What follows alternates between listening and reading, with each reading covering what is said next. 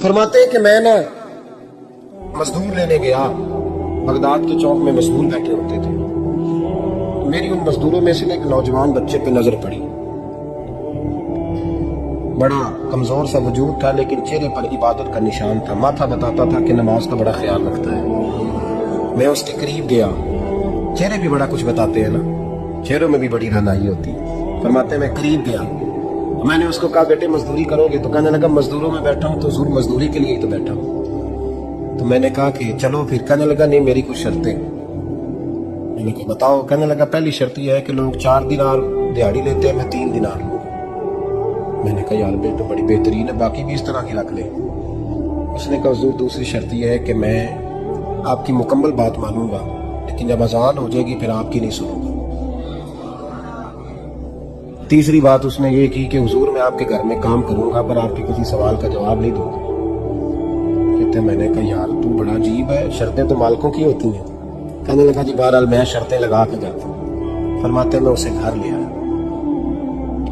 काम मैंने उसको बताया तो जो काम मजदूर सारे दिन में करता है ना, उसने 2 घंटे में कर दिया। हमारे मजदूर सिगरेट पीने में भी तो आधा घंटा लगाते हैं, वो चाय पीने जाए तो पौना घंटा। उनको भी तो ध्यानदारी करनी चाहिए कि नहीं करनी चाहिए?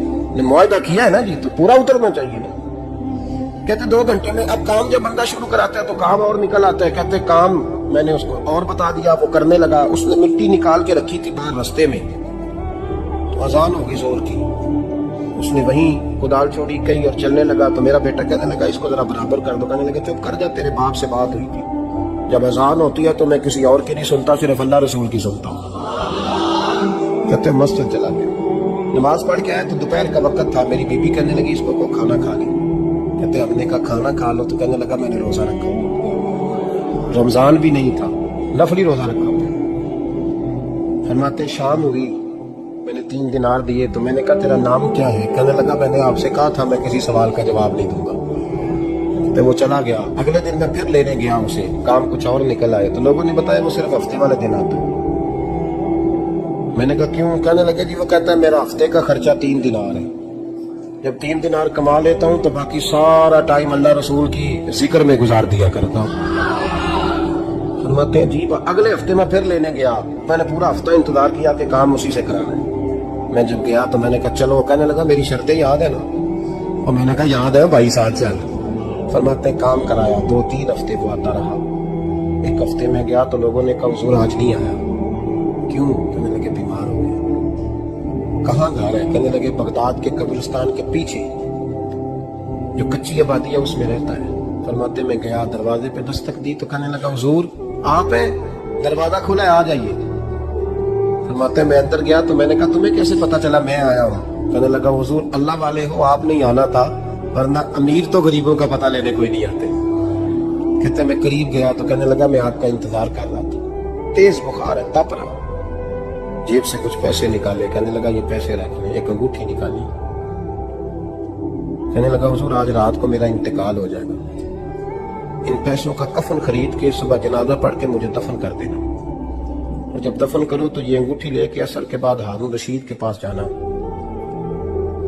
आप उससे कहना मैंने मिलना है, पर वो आपको टाइम नहीं देगा। आप उसको आवाज दीजिएगा कि तेरी एक अमानत है मेरे पास। फिर वो आपसे मिलेगा तो अंगूठी दे दे, फिर आप मेरी तरफ से फारिग है। हजरत फरमाने लगे तेरा नाम?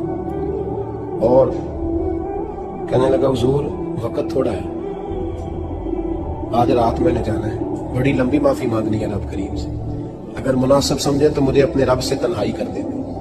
फरमाते मैं आ गया, पर उसकी बातों ने मुझे सारी रात सोने नहीं दिया। फरमाते सुबह बड़ी मुश्किल से सूरज निकला, मैं गया दरवाजे पे हाथ रखा तो दरवाजा खुला हुआ था। अंदर दाखिल हुआ तो खुशबुएं मेरा इस्तकबाल कर रही थी। जब चेहरे से कपड़ा हटाया तो उसका तो इंतकाल हो चुका, इंतकाल हो चुका, ऐसे जैसे किसी का दीदार करके सोया। कहते मैं तो 2 आदमी ले गया था जनाजे पे, पर पता नहीं दुनिया किधर किधर से आई, कहां कहां से। अखा जदों मीटियां जमाना मैनू रोवेगा, अपना ते अपना बेगाना मैनू रोवेगा। फरमाते मैं तो 2 बंदे ले गया था, पर पता नहीं मखलूक कहां कहां से आई। जनाजा पड़ा, दफन किया। हारून रशीद के पास में असर के बाद गया। मैंने बुलाना चाहा पर बादशाह था, मेरी तरफ देखा ही नहीं। मैंने उसको कहा तेरी एक अमानत मेरे पास है, फरमाते हैं मुझे कोने पे ले गया, क्या बात है, कमरे में बुलाया, मैंने अंगूठी दी। हारून रशीद तो चीखे मारने लगा, कहने लगा अंगूठी वाला कहाँ है? मैंने कहा वो तो इंतकाल कर गया। कहने लगा मुझे कब्र पे ले चल। कहते मैं कब्र पे लाया तो वो लेट गया, तड़प के रोने लगा। मैंने कहा मेरा कलेजा फट जाएगा, ना उसने कुछ बताया ना तूने बताया, ये कौन था? हारून रशीद कहने लगा ये मेरा बेटा था।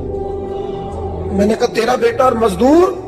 कहने लगा हुजूर ये हजरत दाऊद ताई के पास बैठा करता था, उनका मुरीद था, मुझे रोज कहता था अब्बा तूने बड़ी दुनिया इकट्ठी कर ली है, मरते वक्त तुझसे टांगे समेटी नहीं जाएंगी, इतना हिसाब नहीं तू दे सकेगा। मैं इसको समझा देता, इसकी अम्मा समझा देती। ये रोज हमें कहता छोड़ दो आ जाओ अल्लाह रसूल की बारगाह में झुक जाए। हम सब एक दिन ये चला गया, कहने लगा फिर तुम्हारा रास्ता और है और मेरा रास्ता और है। ये सोने की अंगूठी गलती से इसके पास रह गई, गलती से हीरे की अंगूठी चली गई। कहने लगा देखो मेरे बेटे ने आज वो भी वापस कर दी है। फिर तड़प के कहने लगा हारून रशीद था तो ये मेरा बेटा पर मेरा मुर्शद निकला, मेरा पीर निकला। भाई जिंदगी तो बड़ी थोड़ी है ना। बाबा साहब ने कहा था उठ फरीदा सुत्या, और दाढ़ी आ गई पूर, अग्गा लेड़े आ गई, पिछा रह गई दूर। उठ फरीदा सुत्या खलकत वेखन जा, मते कोई मिल जाई बख्शिया ते तू नहीं बख्शिया जा। उठ फरीदा सुत्या झाड़ू दे मसीत, तू सुतै रब जागदा, तेरी डाडे नाल परीत। मेरा रब हमें भी अपनी बारगाह में कबूल फरमा।